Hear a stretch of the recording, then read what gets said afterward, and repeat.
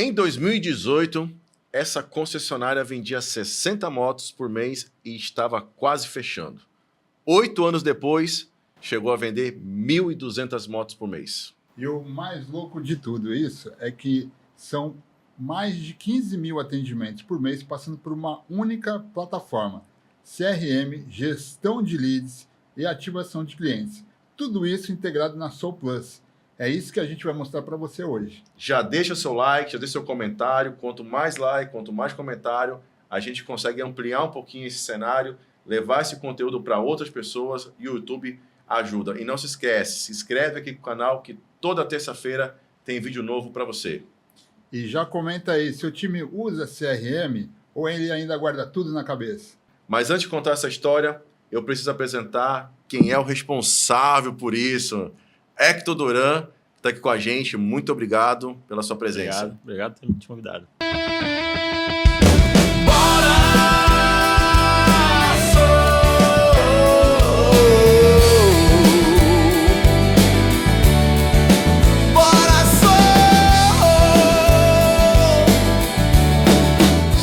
Hector, muito bem-vindo ao Bora Soul, esse espaço que a gente está criando para falar sobre negócios, vendas, marketing e inovação dentro do mercado do varejo aqui em Manaus e no Brasil como um todo.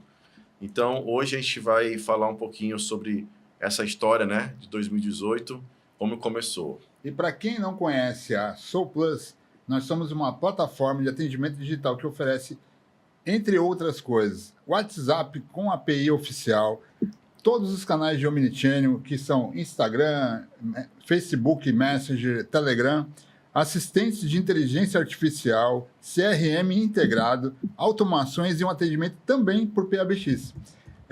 Em resumo, nós ajudamos a sua empresa a vender mais, organizando o caos do atendimento digital. Para quem não conhece o Grupo Braga, né, hoje você está como diretor comercial do grupo como um todo. Conta um pouquinho para a gente quem é o Grupo Braga.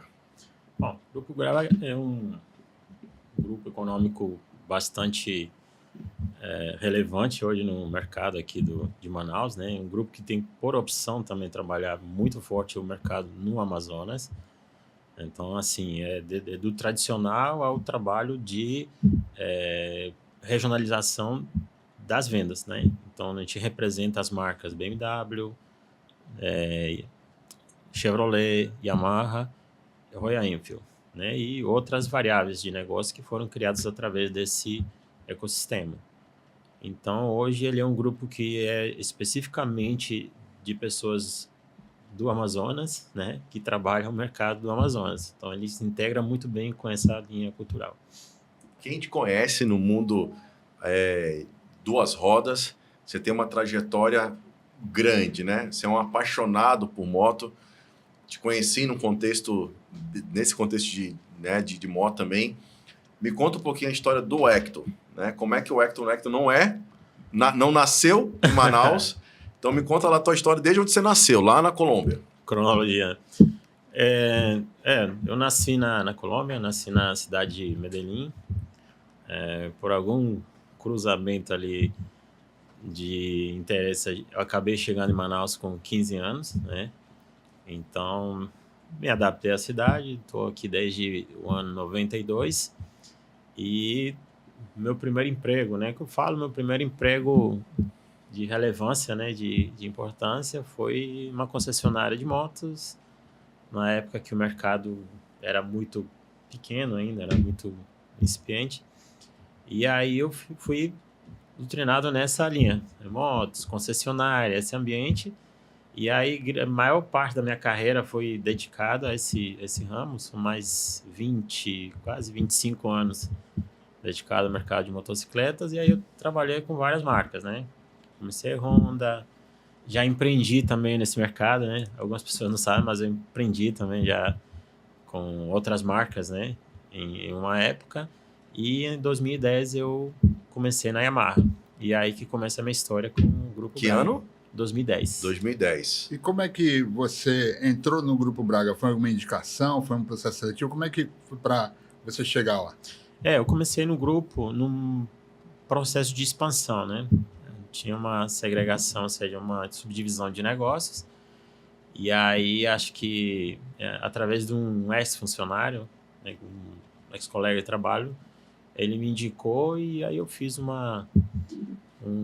participei do processo seletivo para assumir a operação da Yamaha. Tá? E nesse momento já tinha uma bagagem ali de quase uma década, né, trabalhando com a Honda. Nessa época, hoje você está como diretor e você assumiu como gerência lá da operação. Isso, na época começou como gerente. E a situação ali, naquele momento que você chegou e assumiu a gerência, como é que estava a situação? Assim, quando eu comecei na Honda, praticamente estava retornando concessionárias de motos em Manaus. Né? Teve um hiato aí por um período onde tinha uma concessionária que, por algum problema, saiu do mercado. Ficou um tempo sem esse serviço, sem esse atendimento. Isso dá de todas as concessionárias? De concessionário de motos. Então, ficou um tempo aqui sem concessionário de motos. E acho que no ano de 97, mais ou menos, começou a entrar de novo. Né? Entrou um player, e aí eu já entrei quando estava o segundo player assumindo Manaus. Então, assim, na época, o comparativo demográfico moto por habitante era muito distante. Né? A gente entendia que Manaus não era um mercado de motos. Então, para muitos é oportunidade, para outros era dificuldade.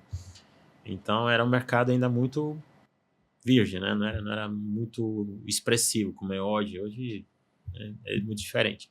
Então, a minha história com motos começa ali, tinha perto de uns 20, 21 anos, né? Comecei nesse ramo.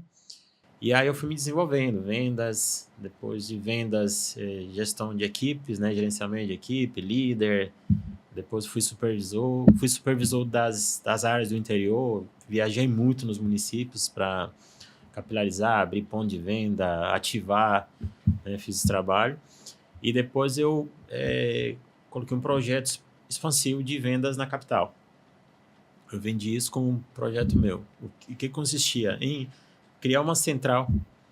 E nessa central, equipes externas, como hoje seria o digital, mas na época não existia, né? Sim. Então, eu tinha uma central. Aí, nessa central, eu tinha várias equipes. Aí, eu designava essas equipes por áreas específicas de ação. Aí, a gente cuidava da logística deles, né? Ou seja, cada equipe tinha a sua própria estrutura para deslocamento, para fazer o trabalho de capilaridade. E aí, esse trabalho deu certo. Eu consegui crescer muito. E aí, isso que me promoveu a gerente. Então, aí eu virei gerente da concessionária. Aí você já estava no grupo? Eu fui na Honda ainda. Na Honda. Na Honda ainda. Tava, né? Então, assim, na época, era um grupo de fora que veio, tinha um sócio local. Aí acabou que eles quebraram a sociedade. E aí eu fiquei trabalhando com o que era o dono local. Uhum. E o grupo virou nosso concorrente. Então já subdividiu. De uma, fez duas. Depois ele vendeu para outro grupo que já tinha aqui. Então eu acabei trabalhando com todos os players de motos sem sair da cadeira, né? Uhum. Certo? Eu sempre tive um desejo de empreender. Já tinha essa veia ali de ser empresário. Tinha muita vontade. E aí eu me lancei no risco. Então, joguei meu all-in naquele momento e entrei num projeto onde era um projeto próprio, né? Tinha um sócio, mas era a oportunidade de ter uma marca e ter um negócio meu. E aí eu me lancei, né? Na época estavam entrando marcas chinesas em Manaus. Tinha em torno de uns 20 a 25 projetos de marcas novas, né? Era aquela promessa ali dos chineses de dominar o mercado. E aí eu peguei uma dessas marcas, né? Não sei se fala o nome, mas... Pode falar. Pode falar. Aqui não tá valendo. Que era Sundown. Uhum. E eu entrei, né, com um grupo que foi que instalou a concessionária. Entrei como sócio. E a gente fez um trabalho bom também. Conseguimos crescer, mas veio um pouco a crise, o impacto da crise ali 2008 para 2009, né? E essa empresa ficou sem capital. Então, ela não teve renovação de produto, não teve, né, aquele trabalho de de inovação, e aí ela começou a declinar. A gente ainda tentou com outra marca também, que estava nessa mesma trajetória, mas assim, meio que foi metódico. Todas as empresas de motos acabaram tendo a mesma, né, o mesmo desfecho. E aí, no meio desse processo, alguém me liga, acho que ele estava pedindo indicação para uma vaga, que era uma vaga lá no grupo. E aí eu coloquei à disposição, coloquei meu currículo e me chamaram para fazer uma entrevista, e aí cruzou, né, eu falei assim, o meu perfil naquele momento, a experiência e o projeto que eles estavam fazendo. E já era com a Yamaha. Então, assim, a Honda, em algum momento, ela era, vou falar assim, uma oportunidade, né, de crescimento. Depois a Yamaha, acho que no ano de 2002, mais ou menos, que ela começou a inovar a linha, trouxe o motor 125, ela começou a crescer. Então, nessa época, a Yamaha já estava numa tendência de crescimento.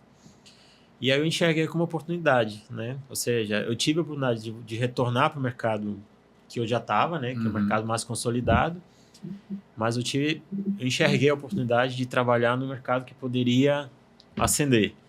E aí eu tomei a decisão de tocar o negócio, né? De encarar a Yamaha. E aí na Yamaha tem toda a turbulência, tem um momento que a gente já se conheceu, né? A gente conseguiu estabelecer um trabalho, depois também veio outras crises, né? Que já foi depois de 2014, ali depois da Copa, também teve um problema muito forte no mercado, o crédito mais escasso, né? A economia teve um colapso, a transição de governo, impeachment, aquilo ali deu um baque. E aí eu falo que na Yamaha são dois momentos, né? Aquele primeiro momento do impacto, né? De adaptação, e depois foi realmente o rebote, tentar fazer a gente vai chegar lá. Porque o mercado de moto é um mercado muito sensível. Depende de uma operação da fábrica em colocar produto e lançar produtos bons para concorrer com a Honda, que não é fácil, né? Depende do crédito, porque quantos por cento hoje? 80% das motos são financiadas? Praticamente 80%, 85% de motos financiadas, ou seja, o crédito diminui, impacta na venda, né? Como é que é trabalhar nesse cenário todo dentro desse varejo? Para quem não conhece e quem está ouvindo, essas variáveis, como é que você vive hoje? Como é que você convive com esse no dia a dia? Historicamente, assim, ele é um mercado, ele tem uma certa volatilidade, ele tem períodos e ele é muito dependente de crédito. Então, assim, quando eu comecei, basicamente não existia crédito. Eu cheguei a pegar uma época, no início ali das operações de crédito dos bancos, ou seja, os bancos não entravam nesse mercado de motos, mas os poucos bancos que atuavam, demorava ter uma semana para você aprovar uma ficha. Então, era para dar uma resposta para o cliente. Era um nível de burocracia muito grande. Então, assim, a gente às vezes brincava que era assim, era meia hora para aprovar um caminhão, era, na época, 2 dias para aprovar um carro, e era, às vezes, 8 dias para aprovar uma moto. Mas, assim, o cenário ele foi mudando. Então, a Honda é muito forte no consórcio, porque na época não tinha crédito, só vendia através de consórcio. O consórcio foi um grande impulsionador desse mercado de motos, né? Depois, quando começou a ter as primeiras temporadas de crédito abundante, né? Teve várias transições, também tinha os problemas decorrentes, né? Então, teve uma época que abriu demais, e aí também gerou um caos depois de inadimplência muito alto. E aí, no meio da festa, os bancos cortaram o crédito. Então, ele voltou a ser restrito. Então, criou um gap muito grande aí entre a capacidade produtiva e o que seria a demanda, né? Então, a gente teve várias fases ali que são movidas pelo crédito, que era aquele voo de galinha, ou seja, tu começava a vender bem, aí tu começa a se planejar, começa a preparar para crescer, começa a estruturar, aí de repente com menos de um ano o crédito de novo dá uma estagnada, aí tu tinha que recomeçar um novo ciclo, mas assim, pagar o preço de crescer, que era tu ter uma meta maior e não ter crédito, começar a ter mais estoque, começar a administrar ali essa linha de declínio. Então, eu percebia que isso era um ciclo, mais ou menos, a cada 9 meses tinha uma crise na época. Nossa. Né? Então, você começava ali, começava a tracionar, quando você já estava gostando do jogo, aí vinha algum problema. Pô, né? Qualquer fator aí de influência no cenário político, ele influenciava na economia e já começava a afetar o crédito. Eu acho que a época mais virtuosa que a gente tem é depois da pandemia, mas até a pandemia eram ciclos também, né?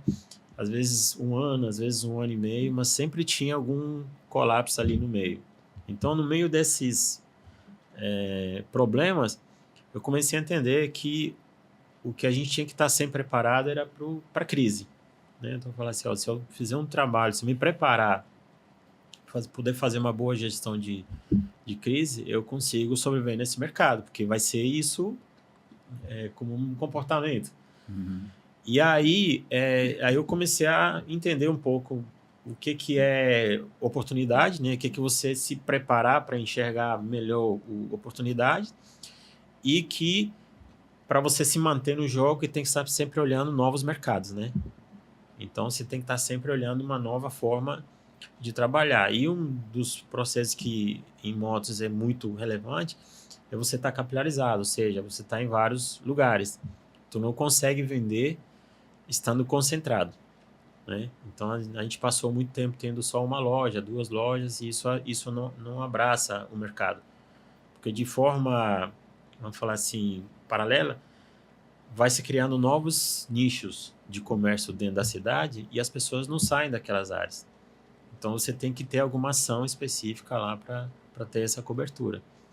E aí, a gente começou a desenhar já os mapas e nosso plano de cobertura, levando em consideração que isso daí é o que pode compensar as variações de mercado, entendeu? Porque nem sempre fica ruim em todas as áreas. Ou seja, era levar a marca, né, da Braga Motos e Yamaha mais perto do público. Ampliar a quantidade de loja pela cidade de Manaus. Isso. Mas isso naquele momento, por exemplo, a gente sabe que tem uma discrepância muito grande no mercado na relação de market share, ou seja, de participação, né? Onde tem uma marca que domina muita parte do mercado e as outras marcas ficam com uma percentual pequena. Então, assim, dentro da Yamaha, isso não era visto como uma boa estratégia, porque aí eu vou estar entrando em conflito, né? Como se eu entrasse no Oceano Vermelho e não no Oceano Azul, certo?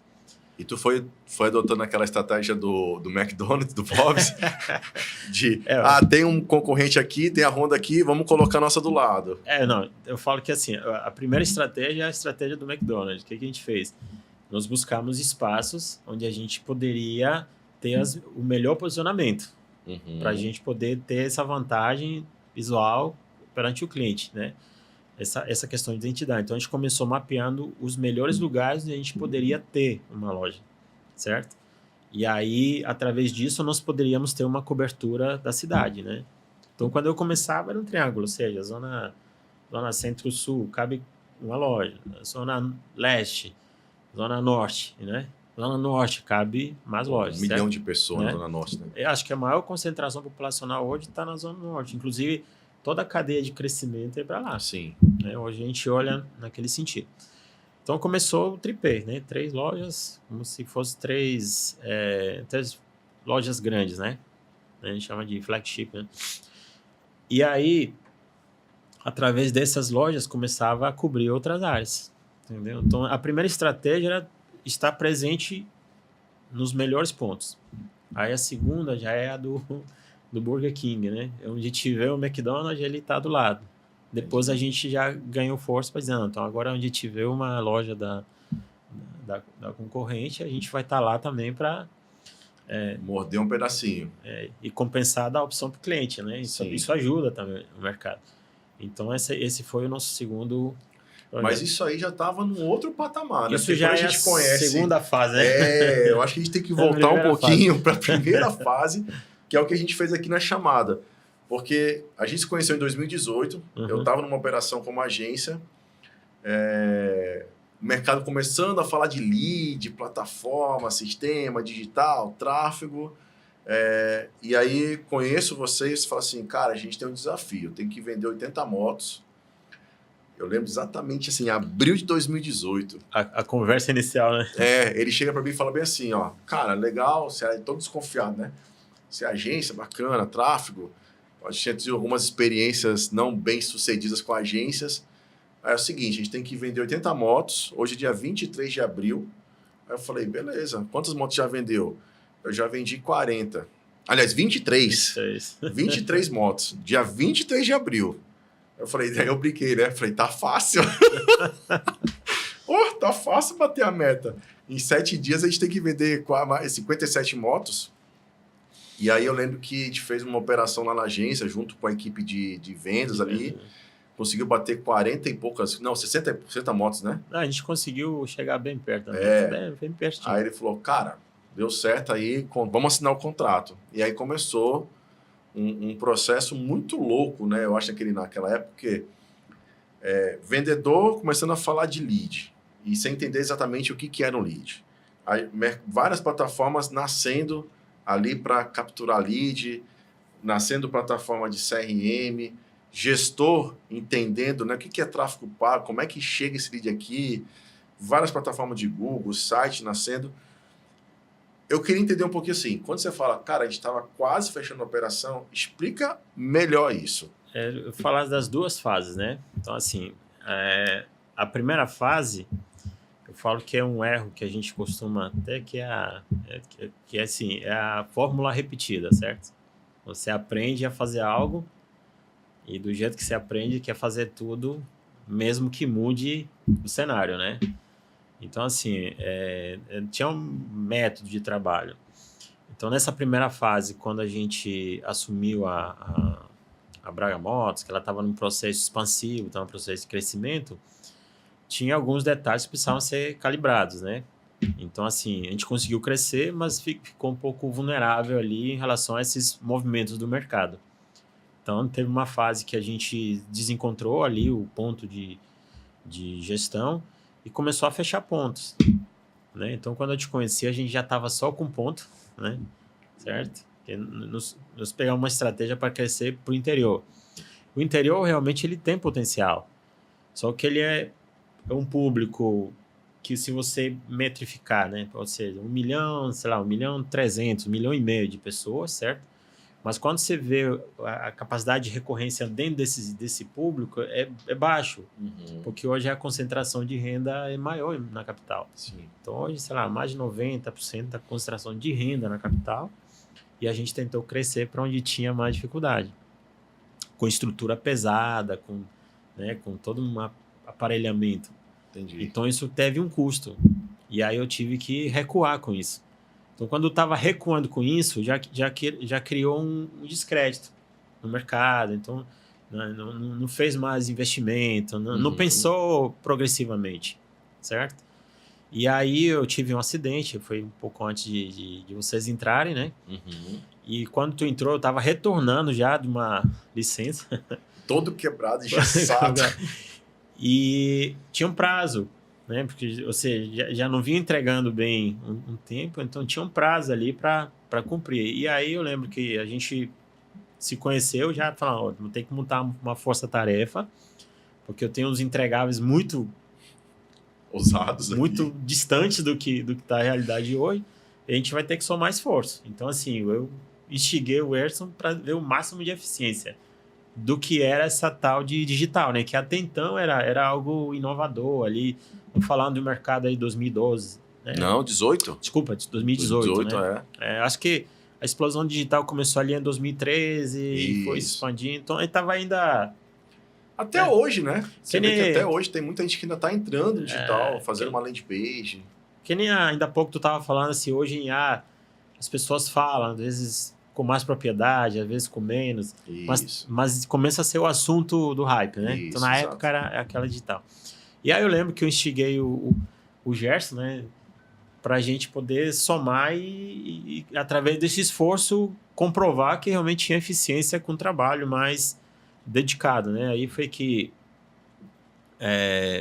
classificamos ali, topo de funil, foi todo um contexto de Isso. direcionamento, e a gente conseguiu, eu acho que a gente não bateu esse, mas chegou bem perto ali do número.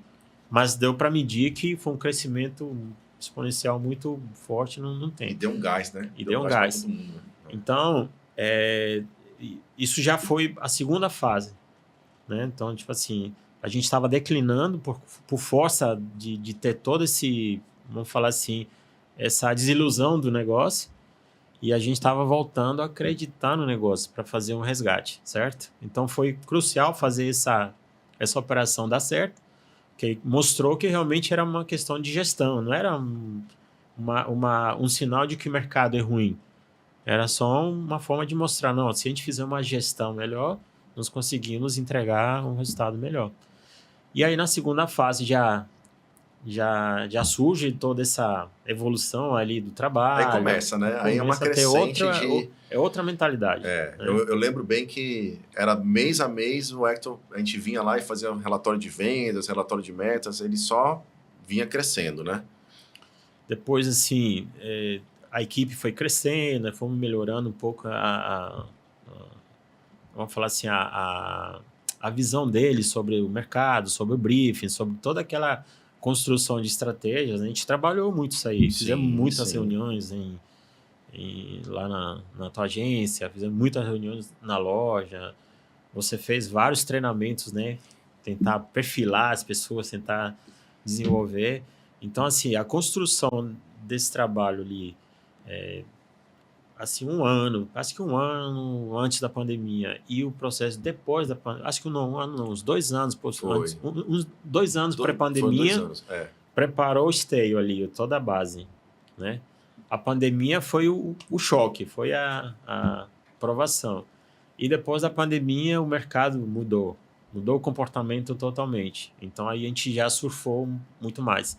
Mas se a gente não tivesse preparado ali aquele alicerce, talvez na pandemia tivesse sido só a cereja do bolo para declinar.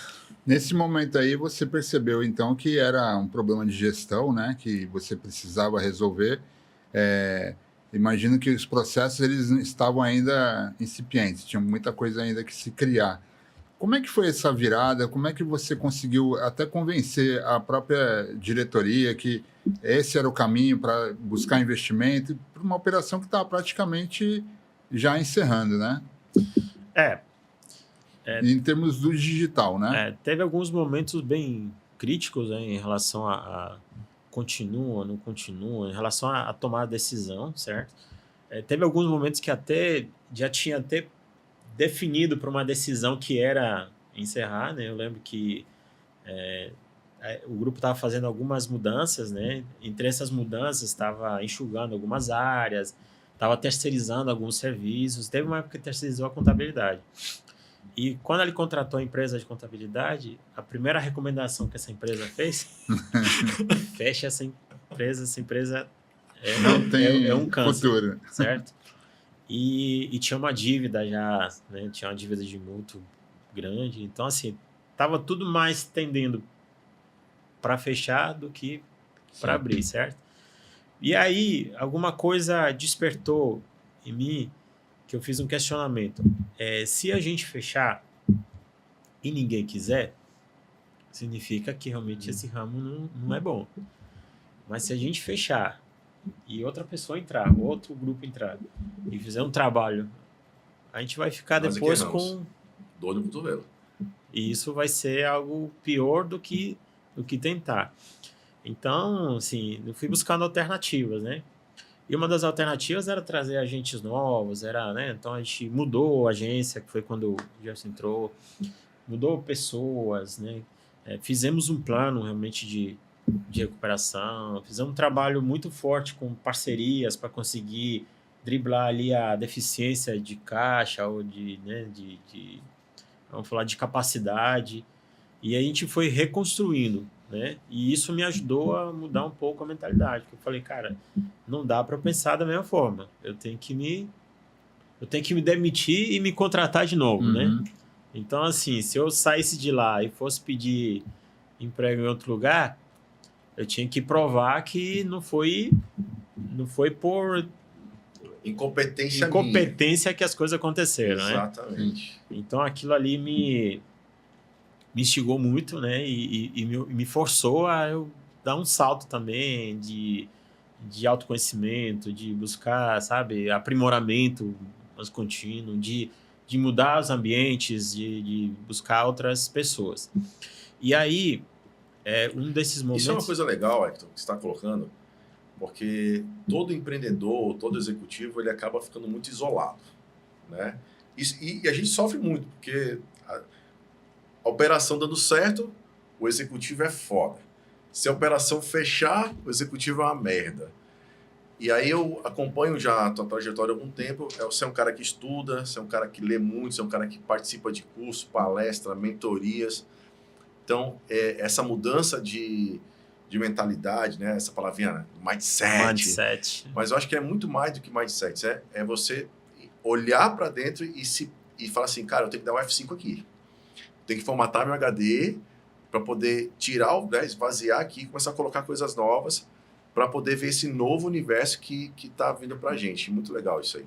E assim, quando você começa a procurar ambientes novos, né? Você começa a procurar novas amizades, novos ambientes, você começa a se inspirar um pouco, né? Você traz aqueles cases como inspiração, né? Então, eu lembro que uma dessas minhas interações com alguém que estava fazendo consultoria, alguém que estava fazendo algum trabalho para a gente, teve uma conversa informal, né? E o cara conversou comigo que tinha um objetivo, e o objetivo dele era bilionário. Né? Eu falei, cara, ele é muito ousado para ter um objetivo bilionário e tal. A gente está conversando aqui sobre projetos.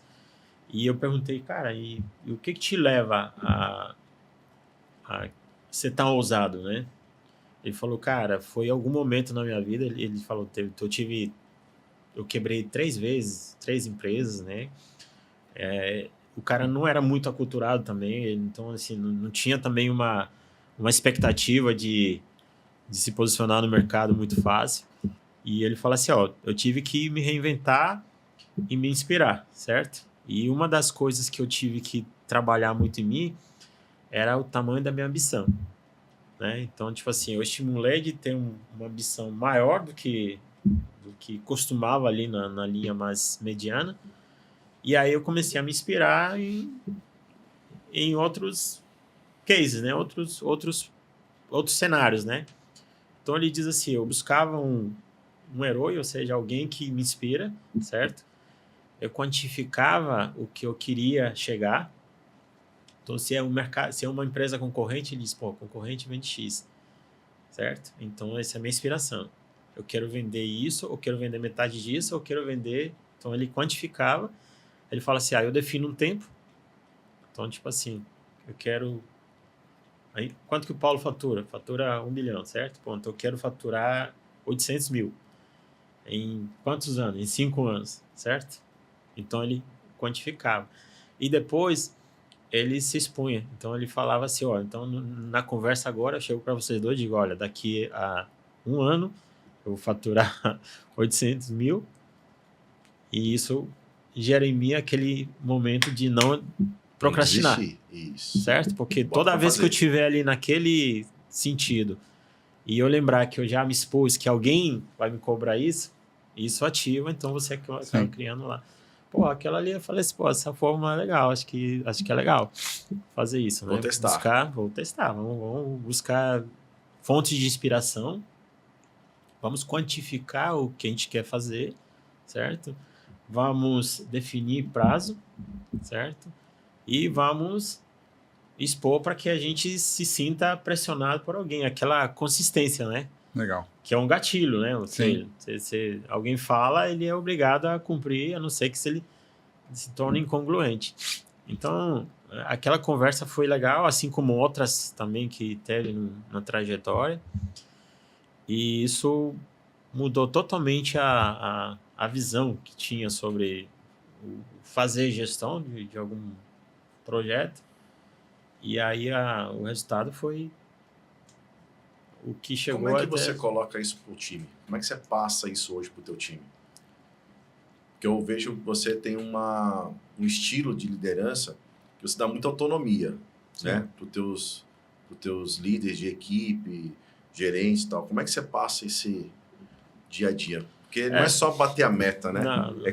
Porque é uma coisa assim, aquele gestor que tem alguns gestores no mercado que bota a meta lá e fala, mano, corre atrás. Mas você é um cara que fala assim, como é que... Você faz uma pergunta sempre chave, assim, como é que você vai chegar nessa meta? Isso. O como é que é o desenho lá que dá confiança, certo? Você quer fazer, mas se o como gerar confiança, aí você tem mais respaldo, certo? Mas assim, essa questão da autonomia, você dá autonomia para as pessoas ou não dá autonomia, é algo relativo. Assim, como eu penso, tá? Na física diz que 2 corpos não ocupam o mesmo espaço, né? Então, como é que eu penso? Eu penso que 2 pessoas não podem fazer a mesma tarefa, né? Então, quando você é obrigado a microgerenciar a tarefa ou fazer parte da tarefa de alguém, é porque você realmente não está desenvolvendo aquela pessoa, certo? Então, eu sempre trouxe muita inspiração para o time de que ele se autodesenvolva, ou seja, de que ele crie uma conduta autogerenciável, que ele pense e ele tenha ação, né? Por quê? Porque a soma, né? Vamos falar assim, a soma de todos os fatores é que gera o resultado, né? Essa contribuição. Então, assim, eu sempre falava, alguém que faz sua parte já está fazendo muito. Se você tiver 2 pessoas fazendo bem a sua parte, você já tem grande percentual do todo feito. Se você tiver 10 pessoas fazendo a sua parte, já tem muito. Então, assim, eu procuro estudar muito as pessoas e ajudar que ele se desenvolva, né? Então, eu sou aquele cara que ajuda o cara a chegar de um ponto para o outro e ajuda a estruturar bem o caminho. Então, esse é meu perfil de gestão. Então, isso remete para quem vem de fora, que é autonomia, né? Mas, na verdade, assim, vamos falar assim, é uma proposta de desenvolvimento e é como se fosse aquele voo forçado, né? A águia pega o filhote e empurra para ele aprender a voar. Se ela não fizer isso, ele vai criar sempre um filhote dependente, né? Então, eu estimulo que as pessoas tenham independência, mas que eles procurem autodesenvolvimento, ou seja, a capacidade de analisar, de tomar risco, certo?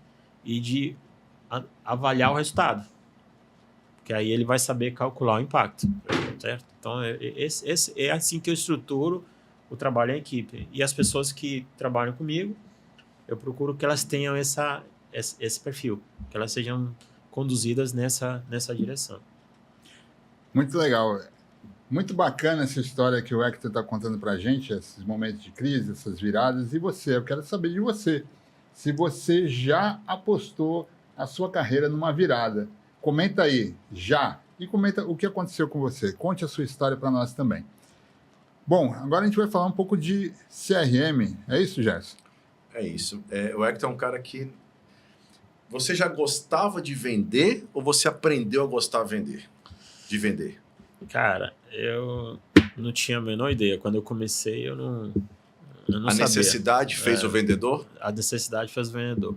Só que eu já tinha um espírito competitivo, né? Então, assim, quando a gente fala vendedor, tem que ter ambição, né? Às vezes, a ambição é um espírito competitivo, porque você vai ser ambicioso para quê? Porque você vai ser alguém de destaque, né? Então, eu já tinha uma característica competitiva e quando comecei no negócio, o maior marcador para mim era o ranking. Então, se eu tivesse no ranking, aquilo ali que estimulava mas eu não tinha ideia nenhuma de vendas, né? Mas assim, como é que começava na época? A gente tinha que ter algum tipo de controle. Então, eu não tinha habilidade de vendedor, não tinha aquele papo persuasivo, não tinha aquela malícia, né? Mas eu tinha um método. E qual que era o método? Era, primeiro, fazer a prospecção. A gente anotava numa folha de papel. Essa prospecção era corpo a corpo. Não tinha uma estratégia, às vezes não. Às vezes era muito mais no impacto da força, né? Ou por área, ou por... né? Até chegar nas indicações, demorou. Então, primeiro era a busca mesmo incessante. Aí eu olhava assim, cara, quem é que precisa? Quem é que pode comprar? Então, é comércio? Então eu vou falar com o comerciante. Né? E outras coisas, por exemplo, que eu analisava.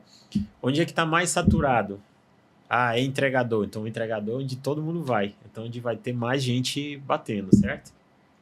Onde é que pode estar menos saturado? Aí eu fazia essa análise, né? Mas qual que era o método? O primeiro passo era listar esses clientes, ou seja, eu conversava com o cliente, se ele tivesse algum interesse, aí ele já ia para a segunda lista. Se eu só apresentasse, ele ia para a primeira lista, que era a lista de contatos. Isso você criou no teu método? Ou você viu em algum lugar já isso? Já tinha isso. A empresa já passava isso para vocês? Já tinha isso, era um ritual. Entendi. Já tinha esse ritual. Eu aderia ao ritual. Mas na época não se falava de CRM. Se falava era um controle. Tipo assim, eu estou colocando alguém que nunca fez o trabalho, eu estou dando uma orientação de o que ele deve fazer. Um métodozinho para ele poder startar o processo. Exatamente. Mas assim, cara, tinha perfil de público definido? Não, a gente tinha que deduzir, ou então acompanhar a tendência, certo? E o que eu via?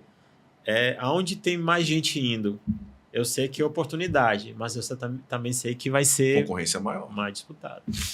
Então, a primeira lista era a lista de contatos, a segunda lista já era a lista do interesse, que a gente chamava de agenda. Então, eu conversei com o Paulo disse que quer, vai formular comigo que tem alguma data específica, ou então ele está no momento. Então, a gente falava assim, ele não fechava, ou porque ele não tinha cheque, cartão, dinheiro, né? Então, esse cara ficava para depois, aí ficava alimentando, né? E depois ele entrava na tua lista de clientes, né? Agendados, aí tu colocava alguma data específica para revisitar. Já era um mecanismo, já era um CRM. E aí, nessa data, tu ia visitar, e tu ia constatar se tinha ou não tinha o interesse mantido, né? A gente falava assim que ou ele matava alguém, ou a esposa não deixava, ou então ele ia viajar. Já tinha até uma lista das respostas mais comuns. Mas na época, ou tu tinha que pegar o telefone para ligar. E o que eu achava? Que o telefone, às vezes, era uma ferramenta mais fácil do cliente dispensar, né? Então, eu preferia não usar telefone. Ou legal. Então, por exemplo, panfleto. Entregar um panfleto. Você falou uma vez para mim assim, que a gente conversando, e eu falei assim, mas eu vou... Ele falou assim para mim, eu estou agendando aqui, confirmando com o cliente. Ele falou assim, você está confirmando com o cliente? Eu não confirmo não, mano, não dou chance para ele dizer não. Eu vou lá direto. Às vezes eu pegava o cara saindo, tipo assim, o cara saindo, e aí eu parava, o cara tá... Mas se eu ligasse para ele, fala assim, olha, eu tô indo aí, o cara, não, pô, passa amanhã, depois. Então eu falei assim, ó, o que eu tenho agendado é visita. Né? Tem que ser um canal que você consiga realmente confirmar. E a outra era oferecer panfleto com contato. Falar assim, olha, se você entregar panfleto pro cliente, é a forma mais fácil que ele tem para dispensar. Que ele vai dizer assim, não, deixa um material. A gente faz isso, né? Alguém te oferece. O Gerson diz, cara, tu tem um negócio bom para ti, tu vai ganhar muito, vai crescer e tal. Gerson, coloca isso no meu e-mail, que depois eu vou dar uma olhada. Nunca mais. Então, assim, eu ia fugindo das armadilhas, né? Então, assim, habilidade com vendas não tinha, mas eu tinha um espírito competitivo, então eu criava meu mecanismo para que as coisas dessem certo. E aí, através desse sistema, eu conseguia, né, através de analisar no ranking, saber se eu estava saber se eu estava indo bem ou não. Porque normalmente a empresa coloca lá, né, o ranking dos vendedores. Dos vendedores. Sim. Então eu já tinha ali, cara, quem é o cara que eu... Tem que mirar. Tenho que mirar. É aquele, então eu não posso ficar abaixo dele. Posso não ficar na cabeça, mas eu não fico abaixo desse cara, não. E isso criava um ambiente legal, né? Então, assim... Hoje... Você sabe que o ambiente de vendas, quando a gente olha a história de vendas, né, ele tem uma evolução tremenda. Porque o vendedor, ele era sempre o patinho feio da família. É o cara que normalmente não conseguia passar numa faculdade, né, não deu certo em nada, vira vendedor. Então ele ia para um balcão para virar vendedor. Tinha esses estigmas Tinha. E assim, o que você faz? Eu sou vendedor. O que você faz, mano? Sou vendedor. E agora, aquele cara que tinha vendas na veia, que gostava de vender, eu nunca vi um vendedor bom, liso, Não. né? Só que tem esse processo de vendas que hoje tem faculdade de vendas, pô. Mas hoje... Gestão, curso. Hoje é mais assim, através do influenciador, através desse hype que tem aí em torno dessa exponencialidade de crescer do dia para a noite, que Não, a mas venda tira- se tornou aquele, vamos falar assim, aquele processo atrativo, mas antes não era. Sim, Na época, mas o que eu digo realmente assim, que hoje era- tem formação. É, Né? Hoje você tem faculdade, você colocar lá, faculdade de vendas, você vai ver lá curso, faculdade de gestão, de vendas, comercial. não, é uma técnica. E aí o que exige? Que o vendedor tem que estudar, Isso, né? Tem que se especializar. isso. Então hoje ele virou um profissional, isso. como é um contador, como é um administrador, como é um publicitário, ele tem que ir lá estudar. Pô, deixa eu parar, deixa eu entender técnicas de venda, deixa eu entender sistema, como é que usa o sistema. Assim como um arquiteto vai ter que estudar lá um AutoCAD, um cara comercial tem que falar, cara, o que é um CRM? Pois é, eu ia até falar. Assim, primeiro contato que eu tive com CRM, que era uma palavra em inglês, né? Customer Customer Relationship. Relationship. Esse processo CRM não é tão novo, não é tão recente Não, lá. não Então, é. vou falar aqui sempre do ano, mas é da época dos 2000. Eu lembro que na concessionária colocaram uma sala lá com 11 computadores. E aí falaram, ó, agora o processo é o seguinte, tu tem que pegar tudo aquilo que tu faz e colocar lá naquela máquina, para a máquina fazer todo o gerenciamento da tua agenda, certo? Aí o cara dizia, mas ela pode te bloquear se tu não fizer o processo certo e tal. Cara, a resistência 90%, entendeu? Se tu olhar o comportamento do bom vendedor, aqueles vendedores que se mantêm, tal, o que ele faz? Ele tem um relacionamento bom com os clientes, certo? Ele mantém um certo contato periódico com aqueles clientes, certo? Trabalha muito bem ali a Relacionamento. linha relacional dele, certo? E aquilo ali gera para ele todo mês algum Recorrência. recorrência, certo? Então, assim, isso é um processo CRM. Só que nem todo mundo tem esse autogerenciamento, né? Porque, às vezes, o que motiva alguém que é o nível de ambição, né? É o perfil mais competitivo e tal. Mas, assim, vamos falar, até um pouco antes da pandemia, não era tão espetacular falar de vendas, não era tão, né? As pessoas Glamuroso, não era né? tão glamuroso, né? Hoje tá no hype, né? Então, ela continuava sendo uma profissão. Inclusive, teve uma época que a gente analisava o nosso cenário ali na parte de recrutamento, na parte de seleção, e falava, cara, tá cada vez mais difícil recrutar pessoas que queiram ser vendedores. Porque começou a ter faculdade de tudo, né? Então, todo mundo começou a se qualificar, porque a expectativa era o seguinte, pô, vou me qualificar e eu não vou precisar mais ficar trabalhando com algo que é incerto, porque a venda te dá incerteza. Todo mês você começa do zero, né? Então, ninguém quer incerteza. As pessoas querem sempre ter vamos falar assim, uma linha segura. E a gente foi educado desse princípio. Você é bom? Então faça concurso público. Isso. Você não é bom? Então tá, então vai para o mercado aí. Mas, tenta achar uma empresa que você tenha segurança. Se alguém te colocar uma tarefa e você souber que já recebe aquele valor, é melhor do que alguém te colocar um desafio e você não saber quanto que mensura, né? Isso é a cultura. Sim. Então a gente está falando de uma cultura que até pouco tempo atrás era Sim. a relação de todas as famílias. E eu falava com minha equipe, esses melhores vendedores que a gente tem hoje, os filhos deles não vão ser vendedores. Até eles mesmos vão chegar em casa e não vão querer que os filhos tenham essa vida, Uhum. né? Então, assim, ficou altamente estigmatizado o que era a área de vendas, né? Por quê? Porque quando a gente falava de vendas de forma técnica, não tinha adesão, né? E hoje mudou totalmente. Então, como é que são as coisas? Lá em casa, eu estimulo os meus a serem vendedores. Isso é uma coisa... E aí eu falo para ele assim, você pode escolher o que você quiser. Quer ser médico, quer ser arquiteto, mas você tem que aprender a se vender primeiro e aprender a vender qualquer coisa. o empreendedorismo começou a tomar conta ali. Ó. Você não Sim. fala assim, vendedor, você vai empreender, né? Isso. Certo? É uma forma até de disfarçar, né? Mas empreender é o quê? É Saber você se tomar vender. risco, É lógico. é não saber se vai dar certo, mas você ter capacidade de enxergar as oportunidades Ambição de e querer não crescer. ficar refém das circunstâncias, né? É isso que é empreender. Eu falar que empreender é você trabalhar sem salário, né? Certo? Sim. O empreendedor é aquele cara que consegue trabalhar sem salário. Que não consegue trabalhar sem salário, ele não é empreendedor.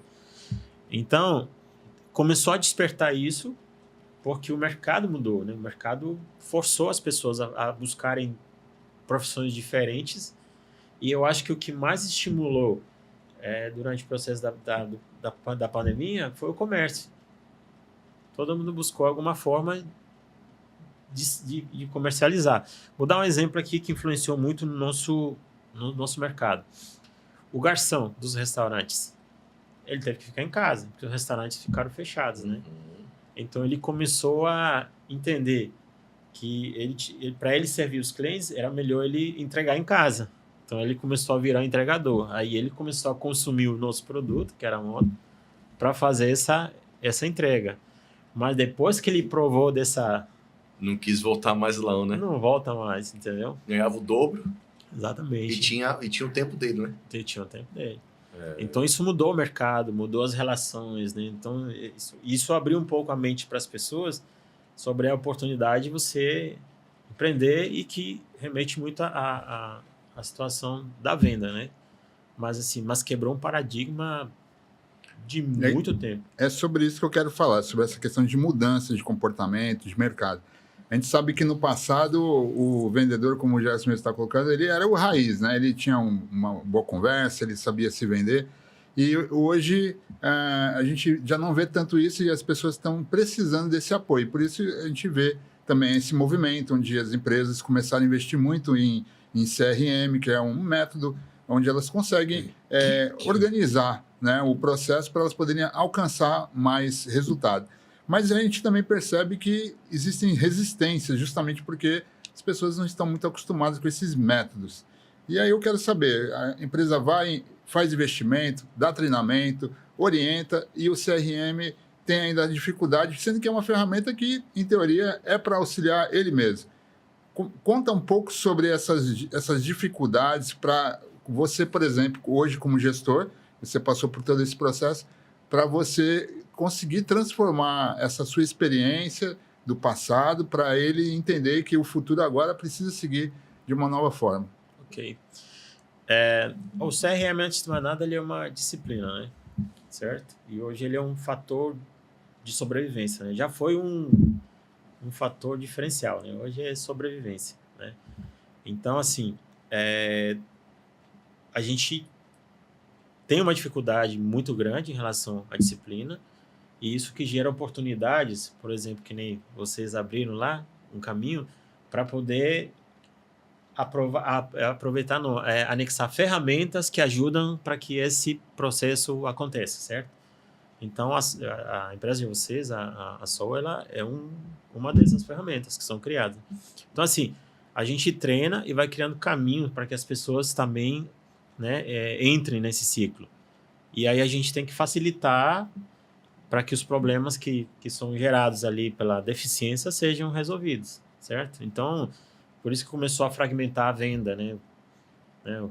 Qual que é o papel do Hunter, qual é o papel do Close, qual que é o papel do Farm, ou seja, fragmentar o processo para que ele consiga ganhar mais eficiência, né? Então, CRM...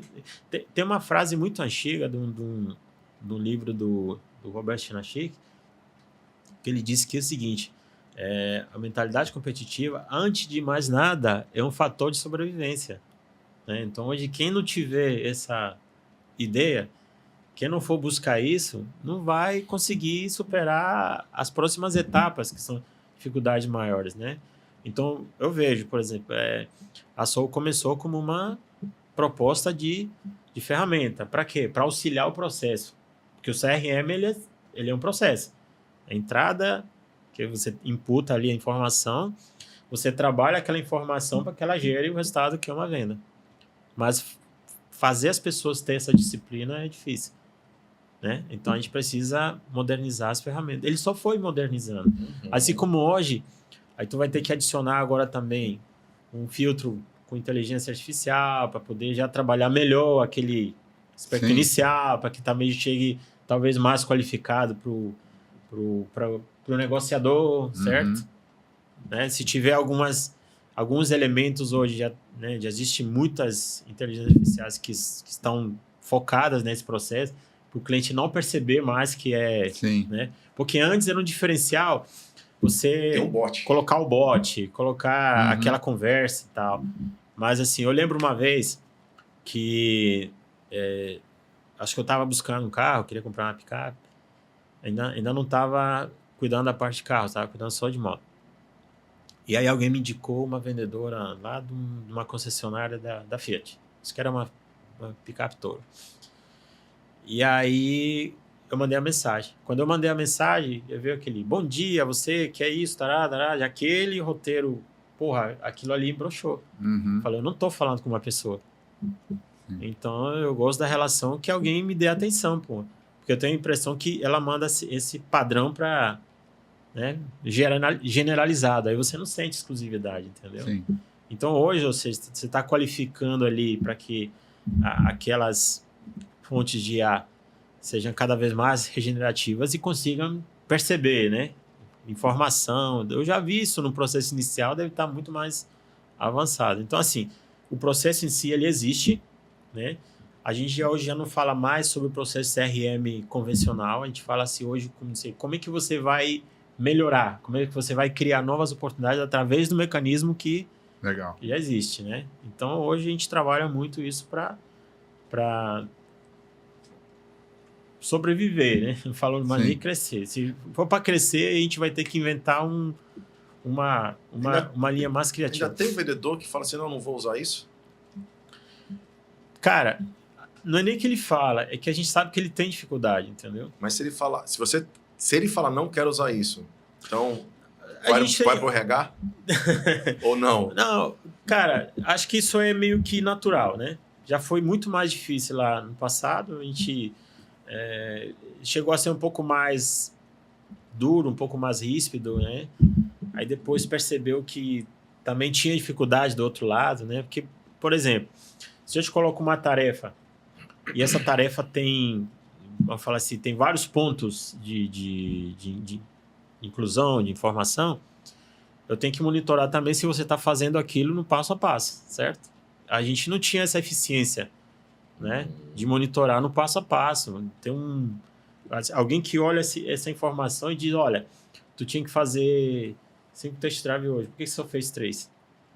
Entendeu? E fazer isso todo dia, até o cara criar essa cultura. Isso hoje ainda tem ferramentas que fazem até o próprio roleplay, aquele treinamento diário, isso é vendido hoje como acontecendo ali, padrão Faria Lima. Mas na prática, fazer isso, implantar, entendeu? Na nossa cultura, é mais... Então, por isso que ainda dá oportunidade para vocês serem mais criativos em relação a entender, cara, quais são as maiores dificuldades das pessoas? É fazer o processo fluir, né? E outra, lidar também com os imprevistos, né? Que de repente, tô fazendo todo dia isso certinho no CRM e tal, só que hoje eu tenho que fazer 3 visitas. Aí eu saí, já não voltei no dia, então já interrompeu. Então, assim, esse mecanismo sistêmico, talvez o processo de automação ainda vai melhorar mais um pouco. Vai aprimorar. Todo dia aprimora alguma coisa. Porque o que a gente tem que fazer é vender soluções para os problemas. Sim. Então, a gente faz, mas tá longe do ideal, mas já está muito melhor do que se fazia. E o pouco que a gente evoluiu faz diferença em relação aos resultados que a gente está tendo hoje. Então, um processo bem definido, alinhado com uma boa ferramenta, você consegue os resultados. Consegue os resultados, né?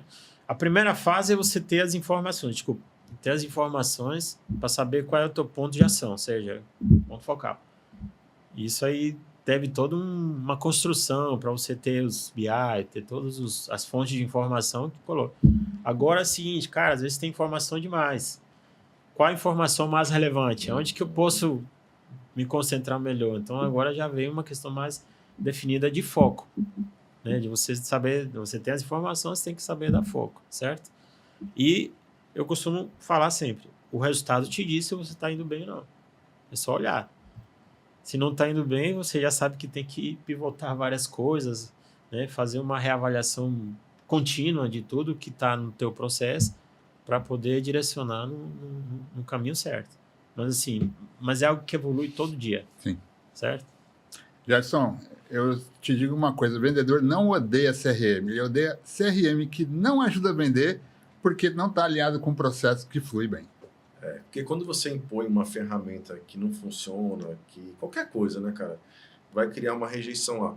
Mas é legal ver isso, porque eu lembro que em 2018 tinha uma resistência natural.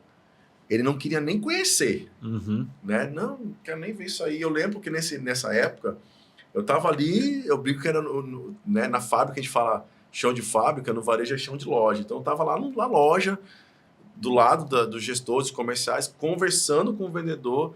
Aí quando eu ia lá, abria lá a tela do sistema, o pessoal, não, isso aqui, não precisa disso aqui para vender não. Eu consigo bater minhas vendas mesmo, eu vendo tudo no WhatsApp. Aí eu perguntava assim, mas... Aí eu começava a convencer assim, falar, beleza, quantos leads você atendeu semana passada? X, beleza. E no mês passado, quanto você falou? Ah, não lembro.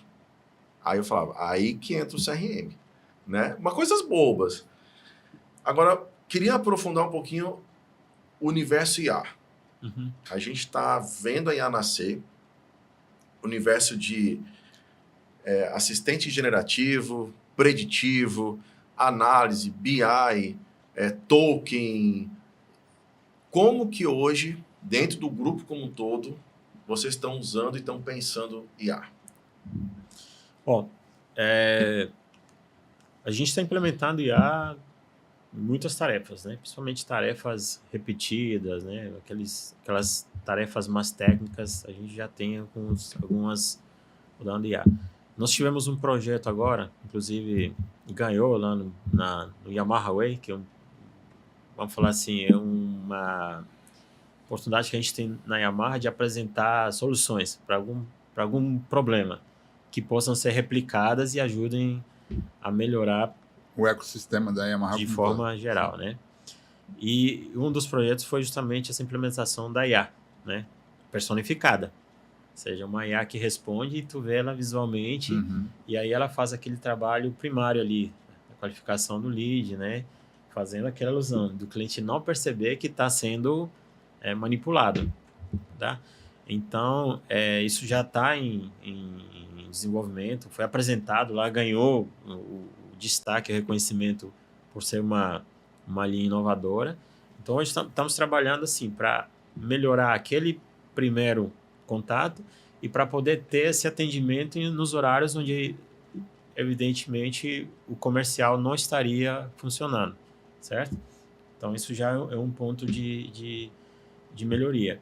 A gente tem teste vários tipos de CRM, fora também o suporte de vocês, né? Que ajuda ali a integrar, né, essa relação do vendedor dentro dos nossos RP, tá? E treinamento. A gente está passando bastante calendário de treinamento para que os vendedores consigam focar nessa ferramenta. Legal. Né? Então, eu fechei agora com uma empresa, ela está fazendo trabalho primeiro com os gestores, porque assim, a gente começou errado.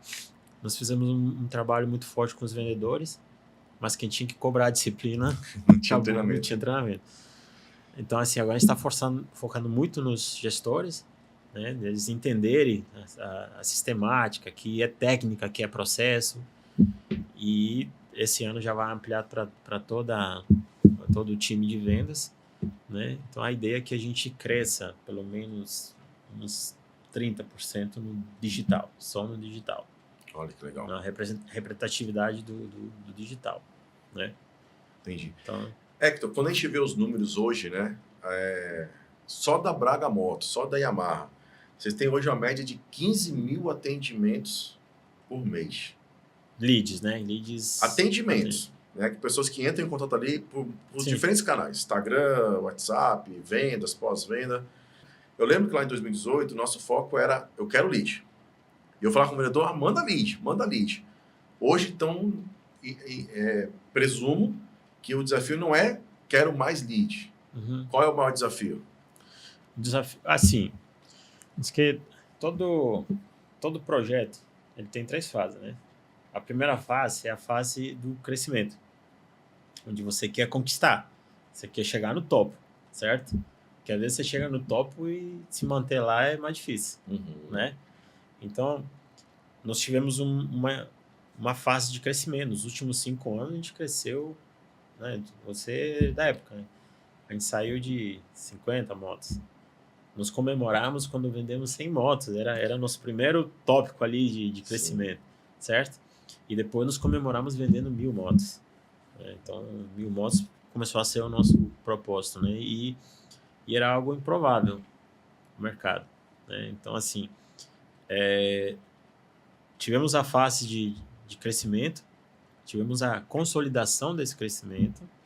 Agora a gente precisa eliminar o desperdício, né? Otimizar o processo, a gente precisa qualificar. Então, agora é que entra muito mais pesada essa questão do trabalho, das ferramentas, da estrutura, entendeu? Da informação e dos dados bem estruturados para a gente poder dar o próximo passo de crescer, mas crescer já com mais consistência, certo? Então, eu digo assim, a primeira fase é a fase do crescimento, a segunda fase é a fase do ajuste, é de você fazer mais com menos, né? Menos é mais, fazer mais com menos. Que é onde você diz assim, você consegue fazer melhor, mais rápido e mais barato? Sim. Né? Agora a gente está fazendo esse ajuste. E na terceira fase é onde você já tem um impacto. Ou seja, porra, já cresci, já estou numa condição muito boa. Agora, o que eu posso ajudar? O que isso pode contribuir socialmente? Para que seja, né, algo já percebido como uma... Se quiser atender, fica à vontade. Não, desculpa.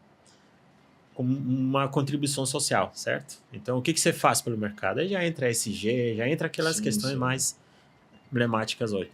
Mas, assim, hoje nós estamos, né, entramos numa linha, num platô, a gente não tem mais a expectativa de que vai crescer tanto como veio crescendo.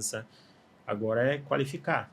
Então, agora entra muito em voga essa questão da qualidade da venda, da qualidade da experiência do cliente, da qualidade da transformação do nosso design interno organizacional, como é que isso funciona, entendeu? Agora que é o momento da gente azeitar a máquina, tá? Então, a questão do CRM se tornou prioridade 0. Né? Então, se for hoje lá, as nossas principais reuniões estão em função disso, tá? A gente traz as métricas de funil, a gente está olhando o desperdício, por exemplo, desses leads, quantos leads são perdidos? Qual é o motivo desses leads terem sido perdidos? Né? Como é que foi tratado isso? Como é que a gente vai mudar a dinâmica para poder dar uma atenção maior e eliminar o desperdício? Então, hoje, graças a Deus, a gente tem uma boa venda. Mas se a gente trabalhasse melhor, quanto que poderia crescer? Né? Aí está a oportunidade do nosso agente do mentor, do gestão, que é justamente para fazer aquela análise de dados. Mas depois isso aí a gente vai segurar isso aí. Isso aí tem um ponto que foi, inclusive, onde nasceu a Soul. A Soul ela foi desenvolvendo, mas o nosso início foi o propósito de fazer ativação da base de carteira. Então, eu venho lá da história de agência, de capturar lead. Vem a pandemia, o mercado fecha. Na época eu estava dando algumas consultorias e eu converso com o Paulo assim, cara, está na hora de nascer uma plataforma para a gente fazer a ativação da carteira de cliente. Isso foi em 2019 que a gente teve esse papo, mais ou menos, é isso? Sim. Aí em 2020 falou, não, beleza, vamos criar então o primeiro embrião da Soul, que era criar um sistema que possibilitasse importar os dados de quem já é cliente, cruzar com o perfil, o que ele comprou, quando que ele comprou, e criar um processo de automação para enviar a campanha promocional, principalmente no WhatsApp. Aí a gente quebra o primeiro tabu. O primeiro tabu era, ninguém gosta de receber mensagem no WhatsApp. Aí eu falava assim, cara, gosta, se fizer sentido para ela. Porque o brasileiro, se colocar uma placa, liquidação, a pessoa entra só para saber o que tem de promoção aí. né? Então, se ele receber, eu gosto de comer pizza, se eu receber uma promoção da pizza naquele dia que eu compro, eu vou gostar. Agora, se eu não compro carne e o cara do açougue tá mandando para mim, aí eu vou dizer, cara, isso aqui é spam, não tem nada a ver comigo. A Soul nasce com esse propósito e quando a gente apresenta a plataforma para vocês, vocês são uma das primeiras empresas que falam assim, ó, isso aqui me interessa. Eu lembro que não era nem o foco no atendimento. Quando a gente mostrou a plataforma como um todo, falou assim, cara, isso aqui é bom. Eu quero esse módulo para enviar a campanha, principalmente no pós-venda, ativação. E você já tem, então, naquele momento, entendendo que o maior tesouro que vocês têm é justamente a carteira de clientes que vocês têm. Então, se eu conseguir fazer uma ativação dessa carteira de uma forma inteligente, de uma forma com recorrência, eu consigo vender mais, sou muito mais proativo aqui e com um custo menor de investimento, né? Porque atrair o novo é caro. Mais caro. Queria que você falasse um pouquinho sobre essa mentalidade, ativar a base de cliente, porque ainda a gente vê no varejo poucas marcas olhando de fato para sua carteira. Eu vejo muitas pessoas falando, isso é bom ativar a carteira, é 8 vezes mais barato falar com o seu cliente, só que quando você senta com o empresário e fala assim, vem cá, mas você ativa a tua carteira? É porque dá mais trabalho. Exatamente. Né? Me fala um pouquinho sobre esse processo. Você está falando o seguinte, são 3 etapas, certo? Uma é o input lá, que é você captou o cliente, você atendeu aquele cliente, certo? E outra é o output, que seria fechou a venda. Então, o vendedor ele enxerga só esses 2 pontos, em algum momento. O Paulo quer comprar, certo? Aí eu fui lá e tentei persuadir o Paulo a comprar. Mas, de repente, não é o momento dele comprar agora. Então, eu esbarrei com não. Então sai o Paulo e entra o Gerson. Gerson, você quer comprar? Não. Então, sai o Gerson e entra outra pessoa. Ele vai só nesse ciclo binário ali. Ele não sai disso, certo? Mas existe uma fórmula que é o que funciona. Não, o Paulo não comprou agora. Mas o meu trabalho não encerra aqui. Eu tenho muito mais tempo para vender. Então, não interessa para mim se ele vai comprar agora, daqui a 2 anos. Porque daqui a 2 anos também me interessa. Daqui a 2 anos eu vou precisar vender. Então, essa parte ali do cultivo, né, daquela parte que é justamente a chave do CRM, é o que você está desenhando. Ou seja, tá bom. Esses clientes que não estão nesse ciclo de fechou ou não fechou, que existe uma previsão de contato, de novos contatos, como é que eu ativo eles? Na cabeça do vendedor, ele não tem, de repente, nem se preocupa com isso. Uma estratégia. Ele quer o lead novo. Eu posso ligar para ele de novo se eu quiser vender hoje, certo? Mas e se eu não fizer isso? E se eu ligasse, pô, Paulo, cara, olha, tem algumas coisas legais aqui que você conhece, ou de repente é só um conteúdo, ou de repente ligo para ele só para ativar mesmo o relacionamento, que eu tô né? Exatamente, eu tô na tua lista de relacionados. Se eu consigo fazer isso, sintomaticamente a venda acontece, porque na hora que ele tiver um momento de decisão de compra, ele vai se ativar comigo. Sim.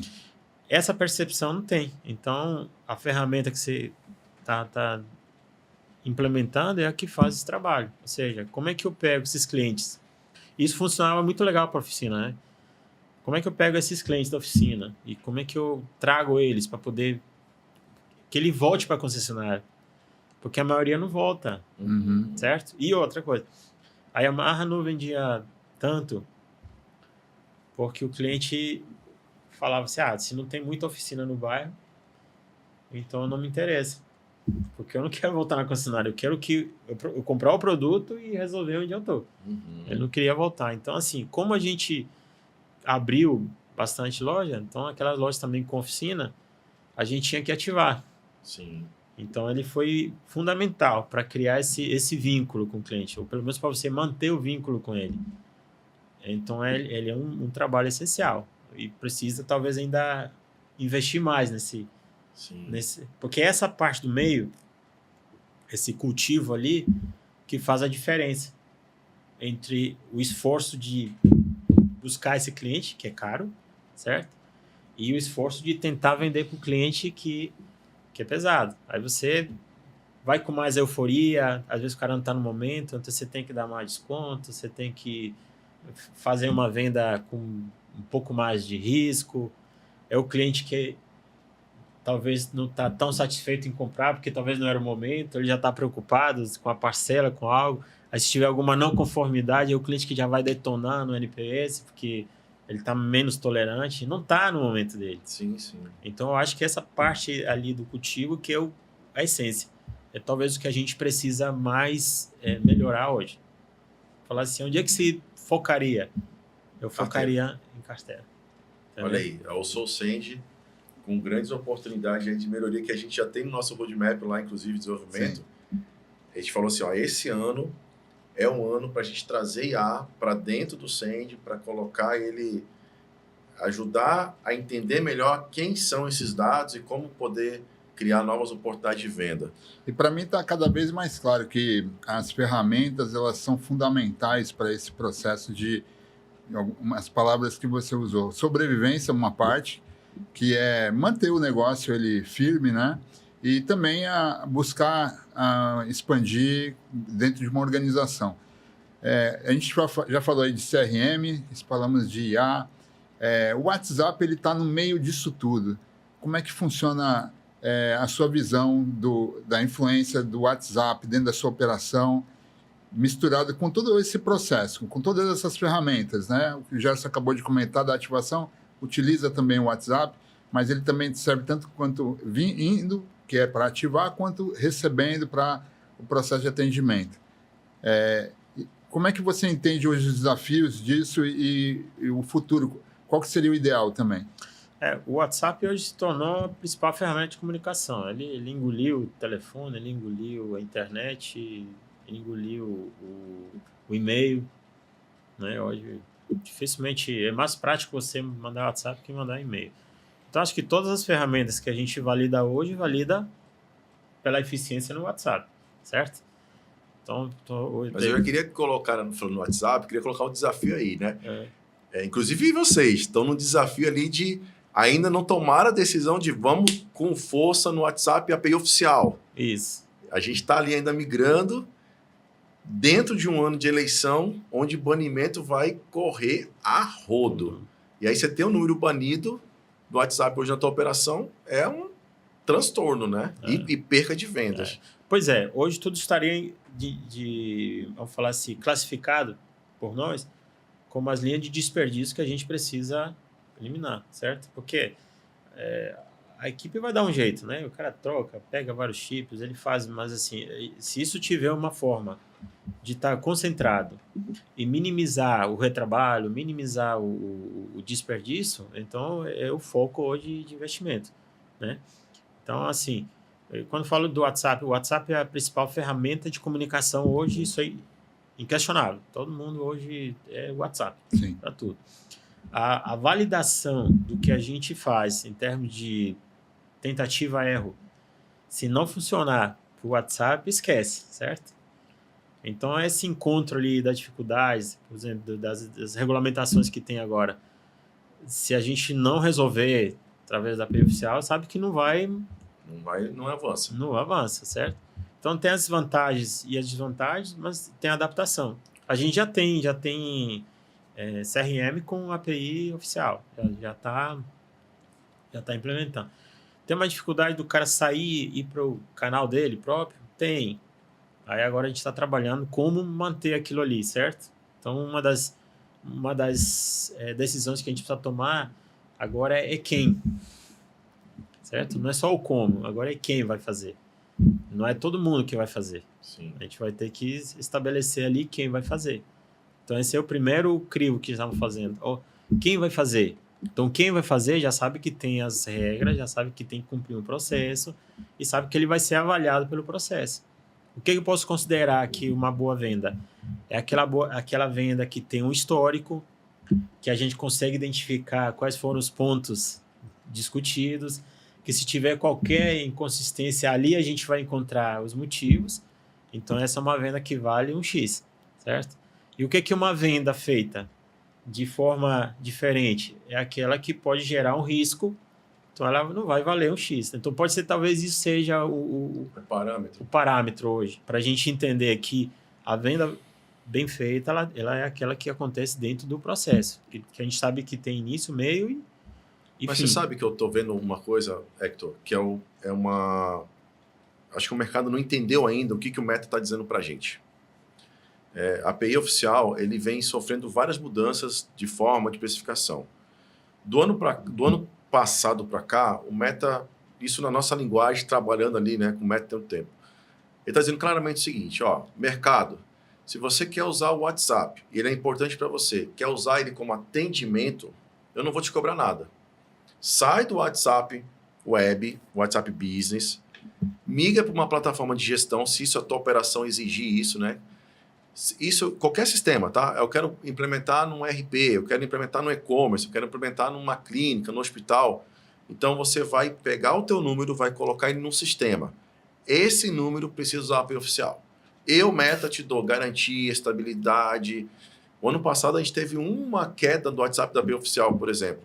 Então, é um sistema estável, seguro.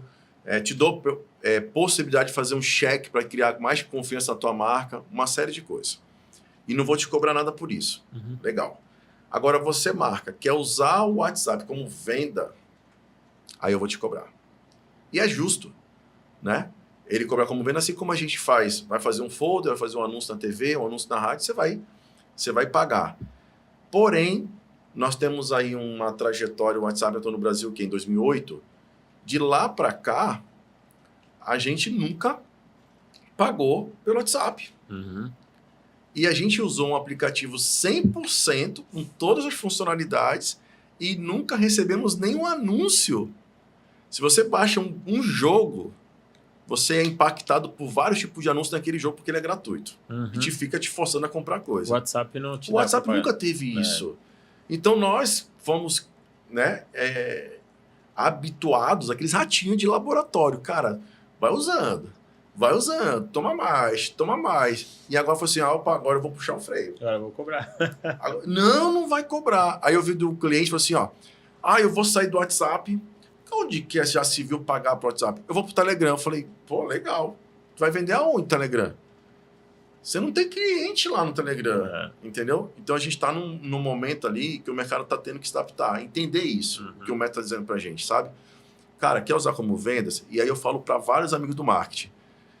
Assim como você tem uma coluna dizendo lá assim, cara, eu tenho investimento aqui de rádio, eu tenho investimento de TV, eu tenho investimento de outdoor, enfim, qualquer tipo de canal de comunicação, vai colocar o WhatsApp lá.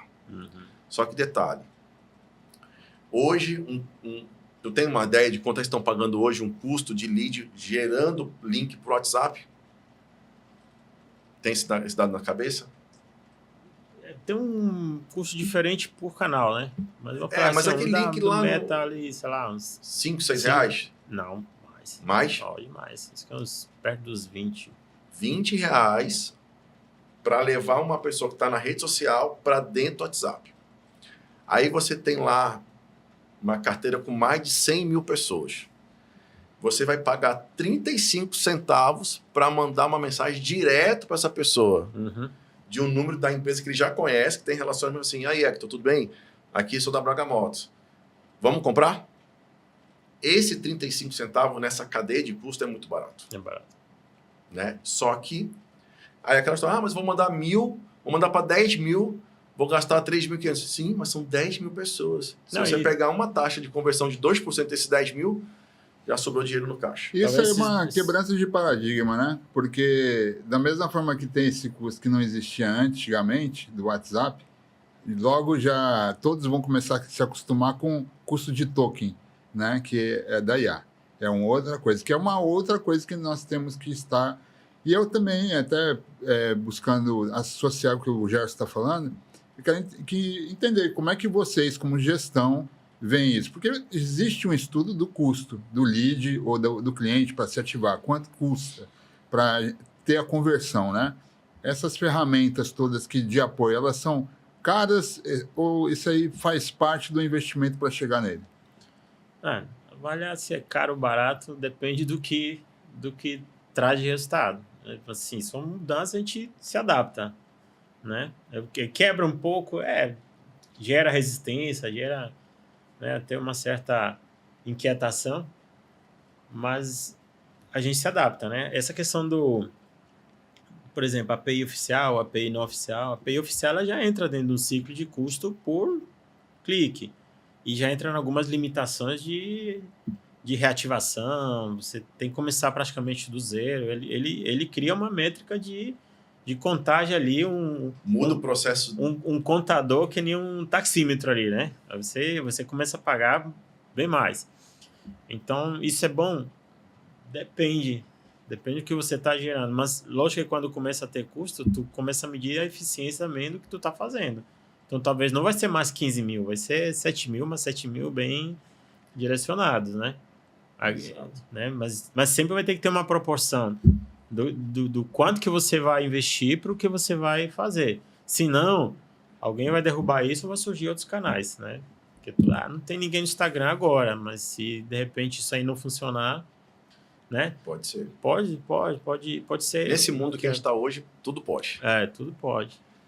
O papo tá bom, tá corrido, tá chegando pro final. E a gente tem um quadro aqui que a gente chama o seguinte, é o quadro Malagueta, porque pimenta no fiofó dos outros é refresco. Tá? Porque todo mundo, história de empresário é tão bonita. É tão bonita, né? Ninguém vê as madrugadas em claro. Só chama quem deu certo, né? Ninguém chama. Então, aí esse quadro é o seguinte, é um bate-bola rápido. Perguntas e respostas rápidas, beleza? Mas já antes disso, eu quero falar para os nossos telespectadores aqui que toda essa arquitetura que a gente vem falando aqui de CRM, inteligência artificial, WhatsApp, ativação, isso tudo nós temos, né? E o que funciona hoje para a concessionária, que o Hector ele faz a gestão dela, serve para uma imobiliária que recebe um lead no imóvel, serve também para uma clínica que agenda uma consulta, serve para uma escola que quer fazer uma matrícula, né? Então, é a mesma lógica. E a Soul está aqui para ajudar vocês. Show de bola. Vamos lá, então, momento Malagueta.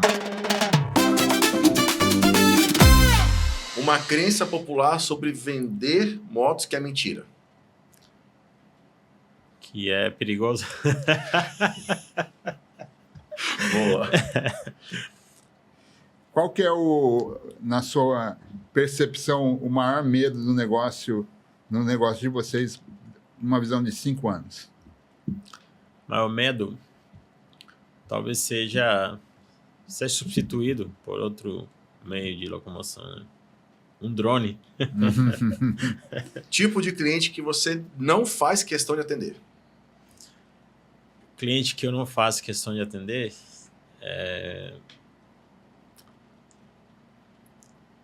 Cara, ainda não pensei num cliente que eu não queria atender, né?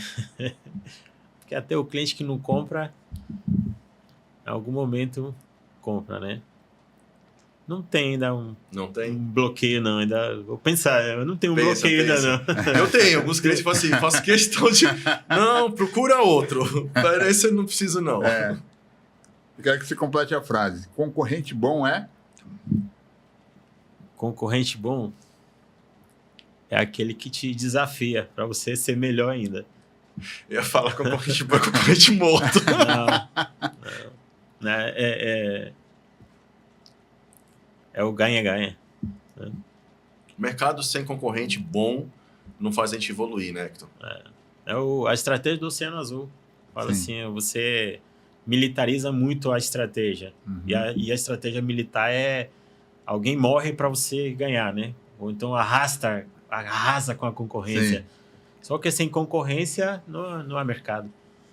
Então, o concorrente bom é aquele que te instiga para você ser melhor. Legal.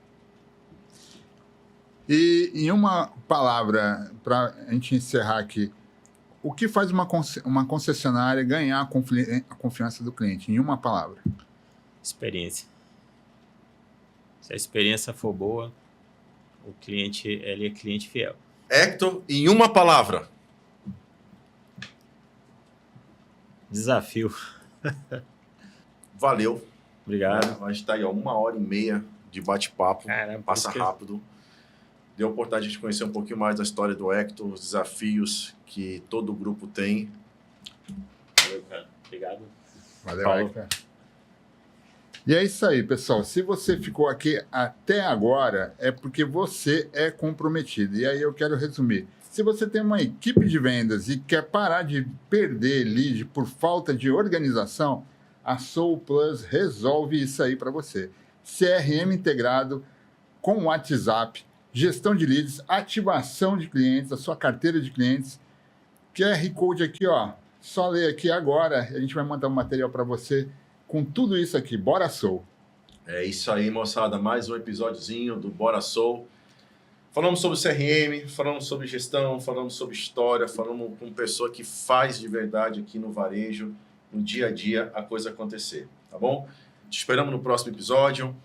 Curte essa porra toda aqui, curte, comenta, se inscreve no like, distribui aí para quem precisa. Se tu tem vendedor que não usa CRM ainda, bota ele para usar, comenta aí embaixo, meu vendedor não usa CRM, eu quero conhecer a Soul, quero botar esse negócio para tudo funcionar, beleza?